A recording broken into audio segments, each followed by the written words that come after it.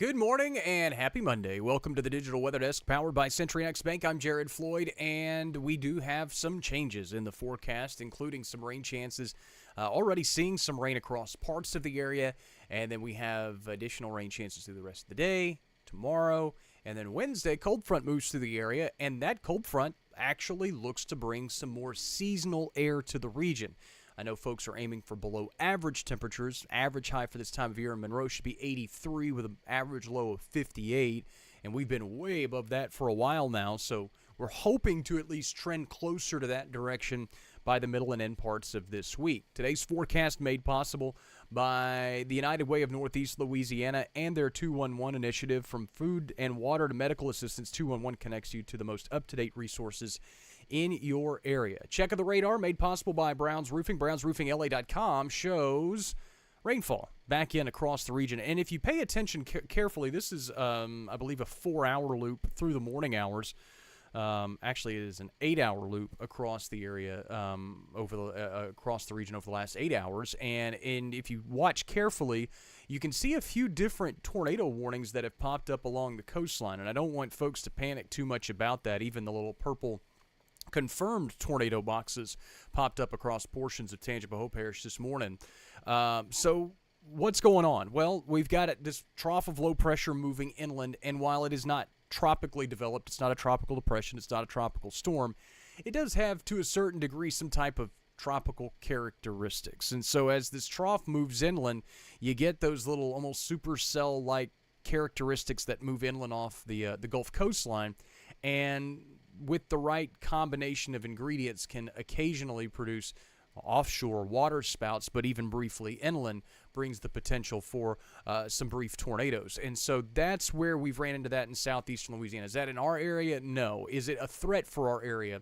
No. Again, this is more of a coastal concern with this type of setup. And as you move farther inland, the wind shear is usually not there to support anything significant. What we have seen along the Mississippi Valley is some pretty persistent showers, most of them relatively shallow along the Mississippi Valley across southeastern Arkansas and far eastern and northeastern Louisiana. But the rain has been much more consistent across portions of Washington and Issaquah and Warren counties, and even stretching farther southward into Claiborne, Jefferson, and Adams counties, where we've seen some rain as well. As you move out of our area, the rain has even been more consistent along the I-55 corridor and points east, where that rain has been heavy at times. So if you're traveling eastward today, Jackson, and then southward, maybe heading to the New Orleans area for whatever reason, be prepared that the rain totals there are going to be a little bit messier than what we see here. Leah, John, good morning. Thanks so much for hopping in. Check out the rain totals over the last 12 hours. Again, most of us have generally seen a trace of precipitation. Janet says they got a little bit of rain and crossed it last night. I would expect a good chunk of Ashley County to at least see some occasional rain again off and on today. Most of the rain totals along the Mississippi Valley have been trace amounts, a few hundredths of an inch.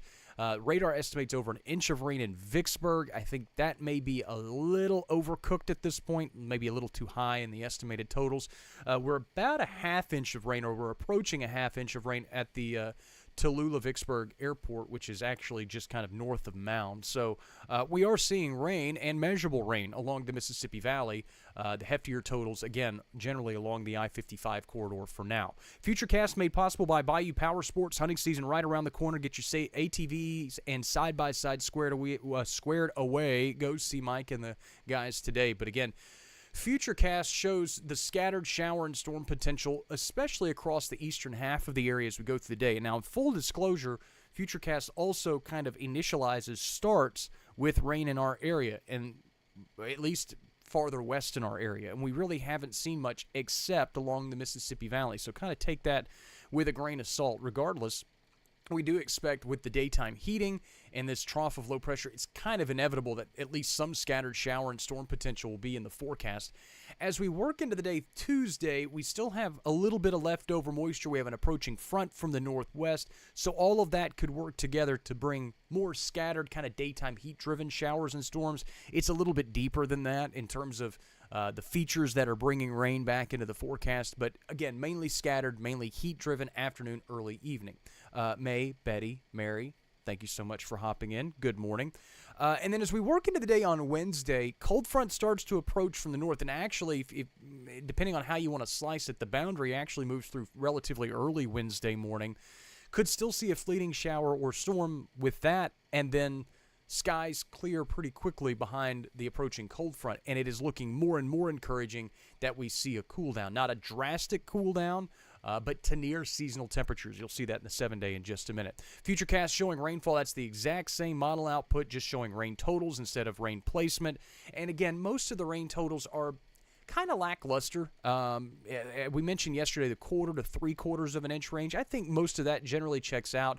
Obviously, some storm-driven rains, or maybe if we get some training or even like a little banding feature move over the area, then obviously that could set up for some heftier rain totals. But the focus is higher rain totals east, more limited rain totals west. Clearly, if you get an isolated storm farther west, you could get some higher rain totals.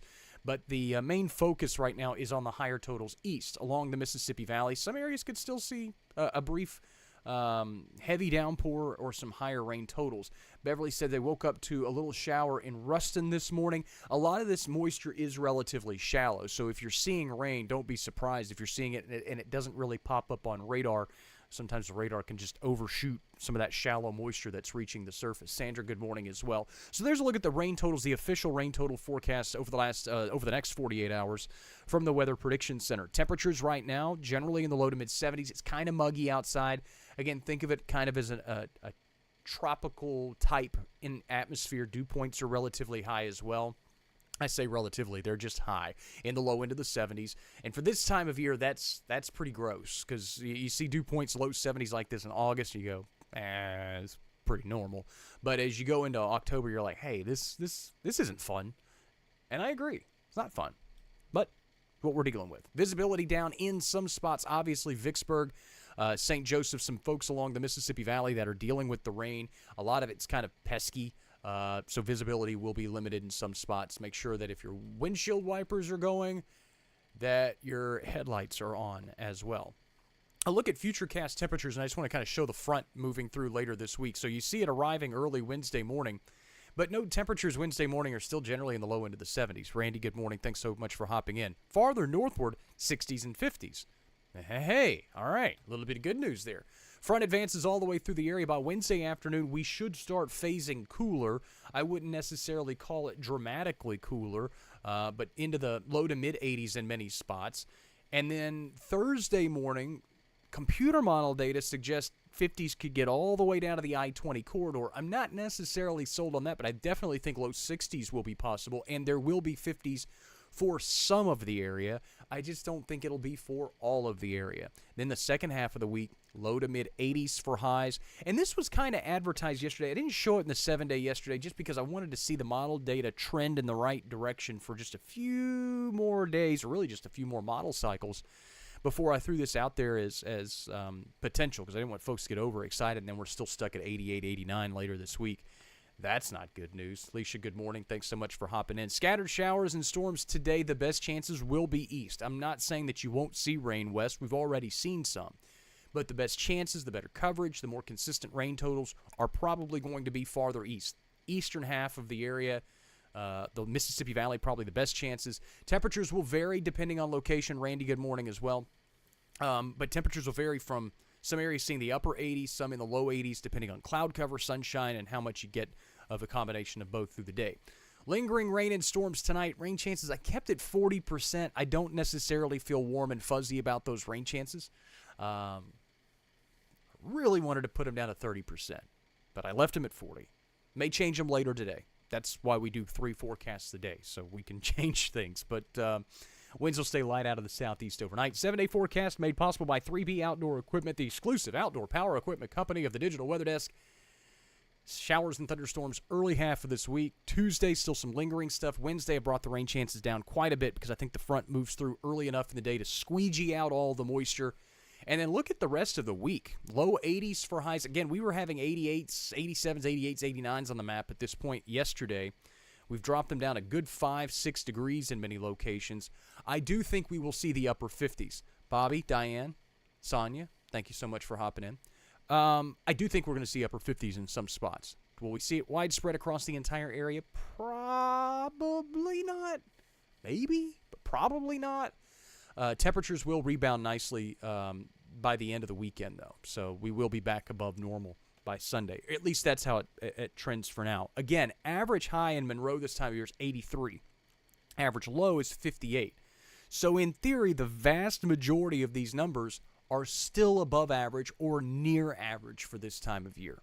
So that kind of sets us up for the day and the week. A reminder, the Digital Weather Desk, powered by Century Next Bank, is a digital weather platform serving 33 parishes and counties across northern Louisiana, southern Arkansas, and western Mississippi. It is made 100% free to you by the local businesses that you see there on your screen. If you are a local business that wants to play a role in making this possible, you can email me at jared@digitalweatherdesk.com. We still have plenty of spots available for folks to hop in and be a part of what we're doing here. You play your role by just following on your favorite social media platforms: Facebook, Instagram, X, Twitch, TikTok, Threads, and YouTube, and basically doing what you're doing right now. Hop in, take a look at the forecast, stay up to date with the latest information, especially as the weather starts getting hairy as we get deeper into the fall months. We know October, November, December, and on through the early part of next year will likely bring some severe weather episodes. It could bring some winter weather episodes. It might. Can't guarantee anything at that point. Still getting some stuff working through the app. I know that folks are getting kind of antsy, me and you both, but we'll get there.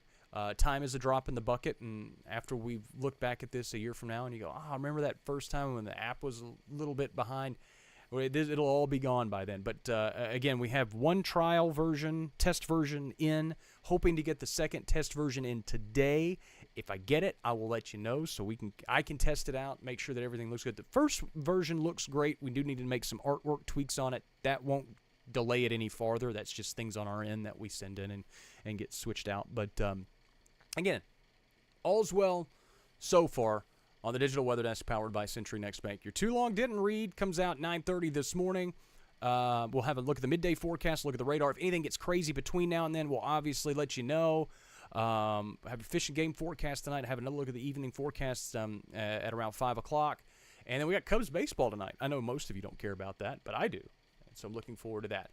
You can always check the latest radar, interactive radar with different layers that you can toggle on and off, lightning and all that type of stuff. You can check all of that out at digitalweatherdesk.com. If you're not familiar with it, I highly suggest you just log on, go check it out, and kind of see how it works. You can also just get the latest forecast by typing in your zip code. It's right there.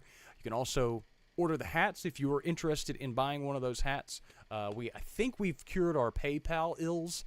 We were having some headaches with PayPal last week. I think we fixed those.